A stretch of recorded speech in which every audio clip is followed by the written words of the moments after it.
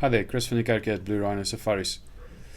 Today I want to do a video on the experience of the Great East African Tour, or otherwise known as the Serengeti. To me, it is injustice that you do to the tour if you just talk about the Serengeti. When I do a trade show and people come up to my stand and they talk about the trips that I do, they always say that the Serengeti is on their bucket list. They've seen the footage on National Geographic and they want to go and see that.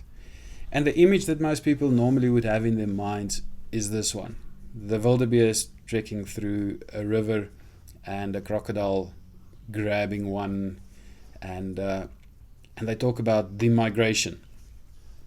So these things all happen on the migration. So people ask me, do you go up for the migration?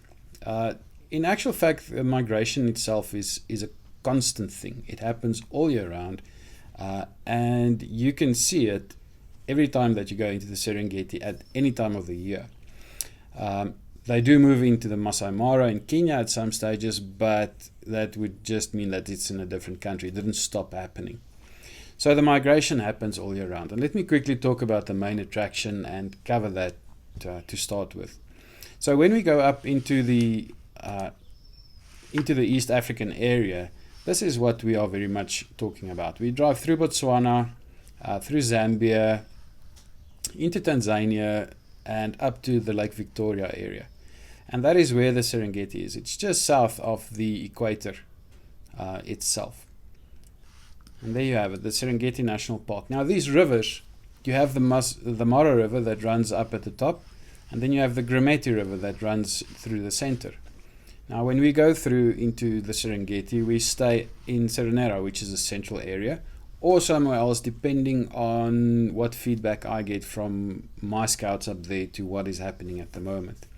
But the wildebeest itself, like any migration, they will move for food. And all migrations work like that. When I was at school, I learned that the birds migrate because it's warmer somewhere else. It's got nothing to do with temperature. Animals migrate for food. When your temperature generally drops below 19 degrees Celsius, your insects become less active. A beehive of 80,000 bees will drop in numbers down to about 20,000.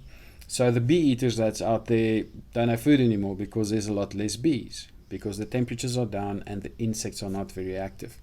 The grasses are dry, the seeds are gone, so insects generally would be less abundant than they would be in summer. Now, if the insects are down, it means there's less birds, because the birds have to go where their food source is, and that is wherever it's warmer and insects are still active. And that creates a migration. The birds move from one area to another area because they are looking for food. Serengeti is exactly the same thing. Now, in the years that I've been traveling up to the Serengeti, the migration has been everywhere. First of all, what is it? It's 2.5 million white-bearded gnus. It's not the same as our wildebeest, it's a different type of wildebeest. 2.5 million gnus that travels around the Serengeti National Park looking for food. Now, they can see where the thunderstorms are, and they know that where that thunderstorm was yesterday, in 2 weeks or 3 weeks time, there will be short grass that I like to eat. So they will start moving in that direction to get to the food when the food is ready. Wildebeest prefer a specific length of a specific grass, and they know how to travel to get to that grass just in time. So that's what the migration does. And generally, in February, the animals would be down in the south because the most rains fall there in the southeastern corner of the Serengeti. And that's where the grass will be ideal for them. But if they see a rainstorm on the Ngorogoro side, on the western side, in that period, they will move. And they will get there in the western side, for example, when they should be down in the south for some other reason. So they move for food. And it is not a migration that moves in a circular route constantly like a train on tracks. It doesn't work like that. I always go in the same period because the animals should be around the central area. And I found them right on the Mara River. I found them right on the southern border. I found them on the eastern side, and I found them right on the western side. So they are literally everywhere all the time. And it happens to be where you find the biggest group of them. That is the migration. So yeah, there's not a migration that is on tracks and going through. So when we go up to the Serengeti, wildebeest crossing a river, getting caught by crocodiles are not something that I'm actually even looking for, because it will waste so much of our time to find that incident that it's just not worth it. That you do on National Geographic. The second reason I don't do that is the death and destruction of wildebeest in that case is so severe that people are traumatized by it. It's not nice to see. It's death and destruction of wildebeest is not something you actually want to live. What you want to experience is the magnitude of the animals. When they walk through the veld, it sounds like a Boeing 747 ready for takeoff. That thunderous drone of millions of wildebeest is just absolutely incredible. So this is where we go for the Serengeti experience. And the migration itself, we will drive up, we will drive down, and we will find where they are. We can get as close as we can to them, and we will take in the experience of this multitude of animals while we are there. So it is still dark outside. You have just woken up because your alarm went off, and you look at it and it's 4:30 in the middle of the Serengeti. And you think to yourself, do I really want to get up? Because it's a little bit cold outside and the bed is nice and warm, so do we really want to do this? But the excitement of a balloon ride in the Serengeti is something that gets you up. Get up, we boil a kettle, make a cup of coffee, and in the darkness you see the lights flashing over the trees. You hear the 4.2 Toyota Land Cruiser that's on its way to collect you for your balloon ride. Picks you up in the vehicle, everybody excited. You have a nice warm jacket on, you have your camera, and off you go. Today, balloon ride and English breakfast that goes with the balloon ride over the Serengeti. How much better can it get? On your way to the balloon launch site, you see some of the night animals, maybe a leopard or porcupine or something crossing the road, and you drive out until you get to the launch site. Launch site is about half an hour's drive from the campsite, and when you get there you hear the big fans already running, inflating the balloons. Several balloons going up each day over the Serengeti, with captains coming from Australia to Canada, all over the world, the best balloon pilots that you can find. And they give you your briefing, tell you what it's about, and you stand there as the crews are busy inflating. Once the balloons have been partially inflated with the fans, they switch over to the gas and the hot air, and they start rising these majestic balloons of hot air into the sky. You climb into your basket, you get ready to go, and the balloon rights itself to stand in a ready to flight condition, still tethered to the land cruisers that's on the grass holding the balloons down. And then as soon as everybody's ready, the captain gives the word, they cut the lines, and off you go. You float along the grass and it's quiet. It's the most unreal experience that you can have, floating over the grasslands of the Serengeti. Somewhere during the flight, the captain will take you up in altitude to give you a bird's eye view of the Serengeti, and you can see the vastness of the plains. And then as you reach the Serenero River, they will normally drop down again and go low, and you can see the hippos and all the other animals that's around the rivers. Lions, leopard, everything that's around there. And then after about an hour, they pick a landing spot. the captain lands the balloon. You get back into the land cruisers, find an acacia tree in the middle of the Serengeti, and you are presented with the most delicious English breakfast with champagne that they would serve in the Serengeti. It is an experience that I can't really describe better than that. It's something that you have to experience. It is expensive, but it is really good to do.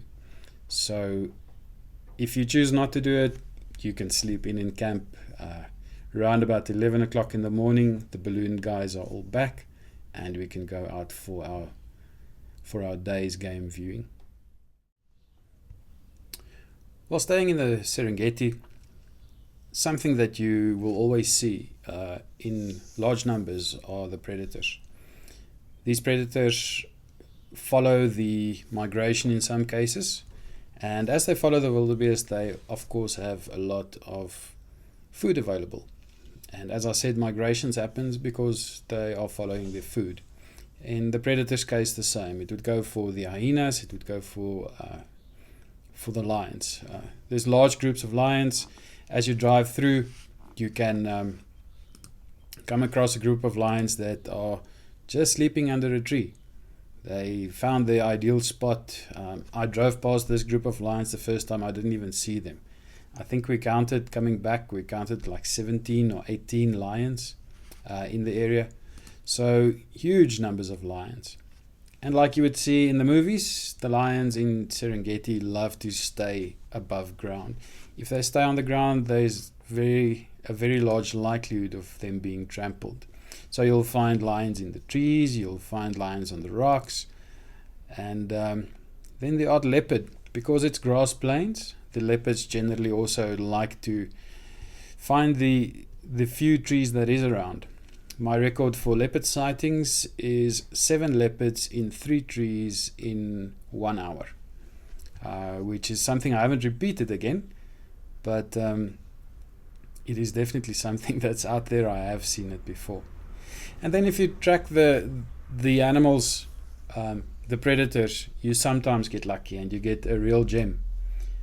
In this instance, we stumbled onto a tree which was on the way to the wildebeest coincidentally, and here we had a bunch of lions lying in the tree. In total there was, I think, 13 lions in the tree, and it's really a spectacular sighting. It's one of those that people say, yeah, they might have seen a lion in a tree, but to come across something like this, it really is only in the Serengeti that you'll find it. And there it is. It's out there. You can go and look for it. A few youngsters amongst them, and really a really quite cool sighting. So the predators that we have out there, they are there, and on the Serengeti trip we do find quite a lot of them.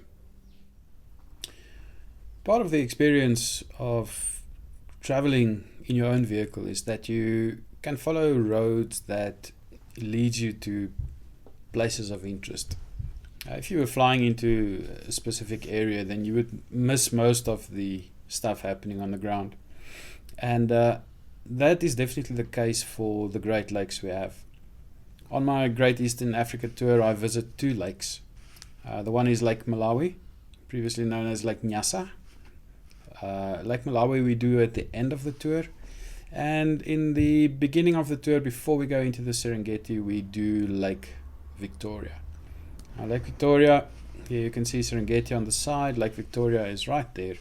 So we make our way through to Mwanza, where we spend a day or two on the in the town. We do a little bit of shopping, we do a little bit of relaxing. There's water, so there must be boats. If there's boats, there must be sundowner cruises. And there's a very nice restaurant. Good fish. The Nile perch in Lake Victoria is really good. And it is really worth doing it. When you visit the lakes, you always have these freshwater beaches. And in the case of Lake Victoria, we camp right on the beach. In the case of Lake Malawi, we camp on the grass under the trees. But the culture is very much the same. It's a culture of fishermen. Go out during the day, they catch some fish, bring it back. The hotels and lodges buy it up and prepare it for their people in the evenings. Whilst you are in Mwanza, you can also make use of the tuk-tuks or the bajaj, and do something that you might have not done before. Go into town with a bajaj, do your groceries, catch a bajaj to come back again. In Dar es Salaam, it's the same. That's the public transport available. It works, and it's quite an experience to use one of these. So visiting the two Great Lakes is definitely a big part of the East African experience. I also do Lake Victoria when I go up to the gorillas and the chimpanzees. I do the other side of Lake Victoria, the Uganda side, and very much worthwhile doing it. That's normally where we have a rest day, when we're at the lakes, just so that you can relax a little bit, enjoy the views, wake up a bit later, sleep in a little bit, and enjoy a few beers by the beach bar at the lake. So the Ngorogoro Crater is one of those places that is really difficult to describe.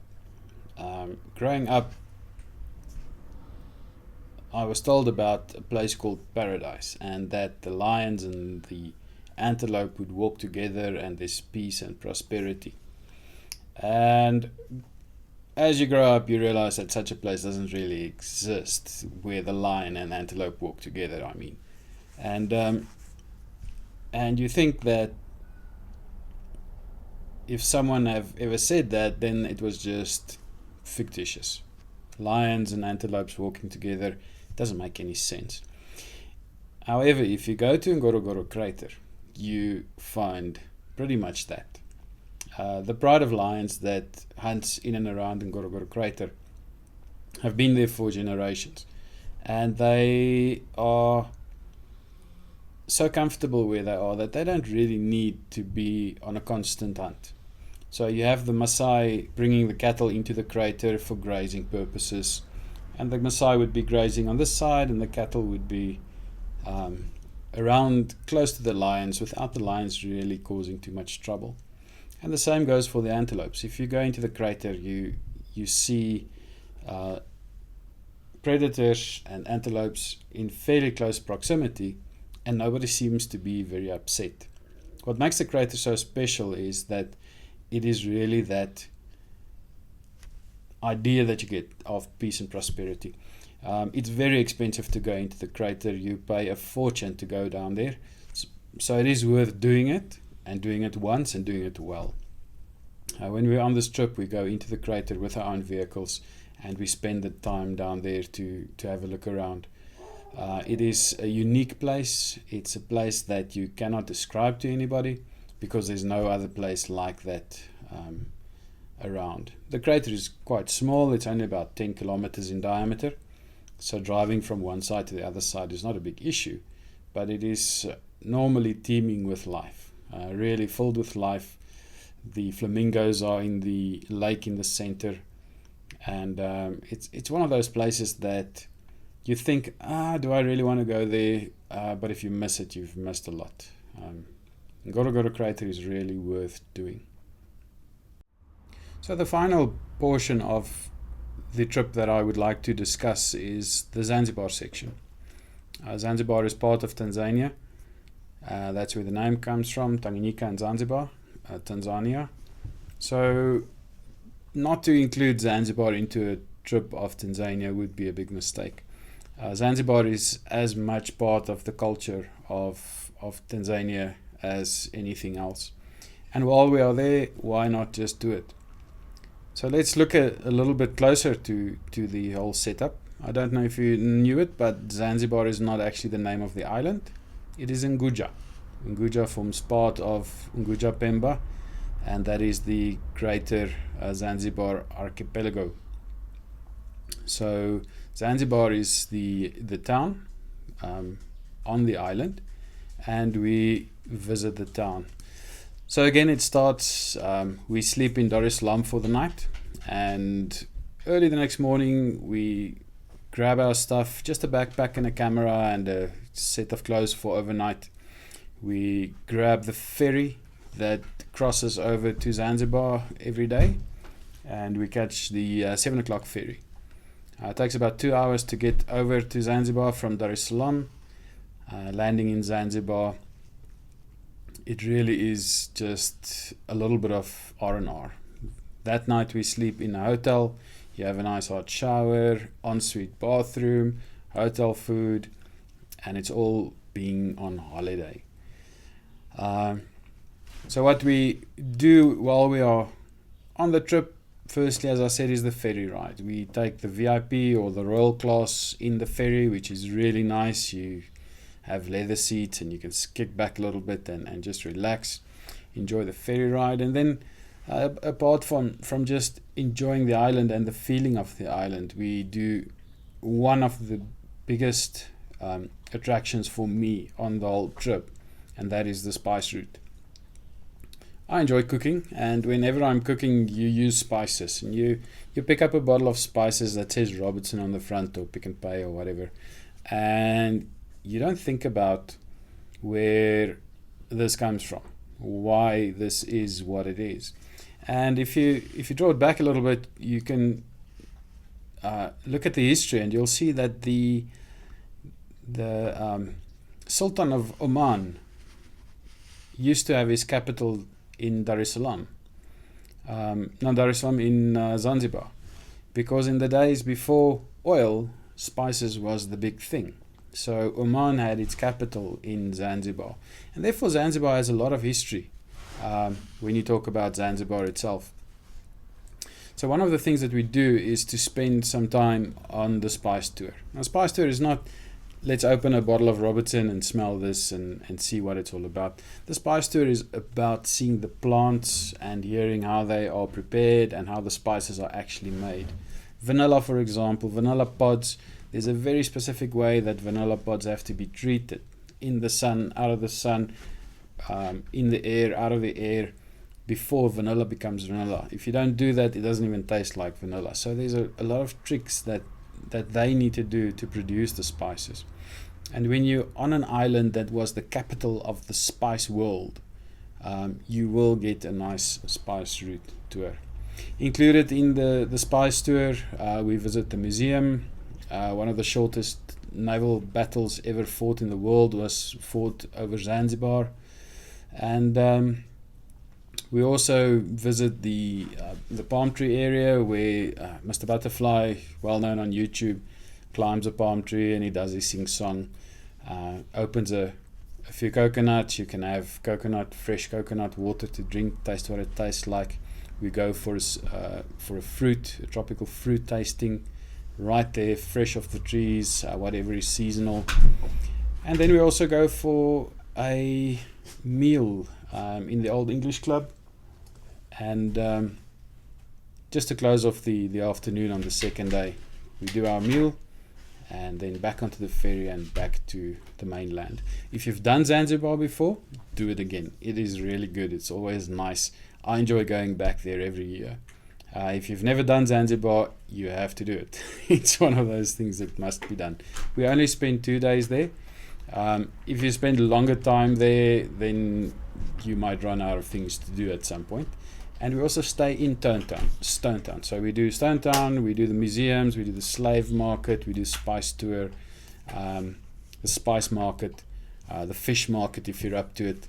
So we cover Zanzibar in all its glory. A lovely few days. You don't have to think about anything. You don't have to pitch a tent. You don't have to cook. Everything is done for you. And that in a nutshell is what we are out to see in East Africa for our East African tour. So let's just go through the basics that we have missed. We start in Botswana, in Kasane. So if you go up a day early, then you can always visit the park in Botswana. Then we drive through Zambia, Lusaka. We visit the hot springs, Africa House, Shiwa House that I haven't spoken about, and then into Tanzania, up through to Lake Victoria. We pass Kilimanjaro. Mount Kilimanjaro is right here. Not always visible, but this year, or last year, we had a very good sighting of it. Down to Dar es Salaam, Bagamoyo, which is the traditional capital of the Zanzibar area. We do Zanzibar, Dar es Salaam, and then back down to Malawi. We do like Malawi. And then on the last night, or second last night or so, we sleep in monopools in Zimbabwe. So if we go into Zimbabwe, if it's politically stable, we do monopools for the last 2 nights. If that's not on, then we will do South Luangwa for the last 2 nights. And that's basically where the trip will end. It's 30 days of your life that will change your life forever. In the beginning of a tour, people normally say to me, 30 days is a bit long. And when we complete the 30 days, they say we can turn around and do this all again, because 30 days goes past in a heartbeat. So yeah, make sure that this gets off your bucket list. It is really worth doing. It is worth doing in a group, and it's worth doing with someone that knows the area, to make your money count and get bang for your buck. So if this was on your bucket list, make sure that you get it done. If this is not on your bucket list, make sure that it gets on. I hope to see you on this trip, and drive safe. Cheers.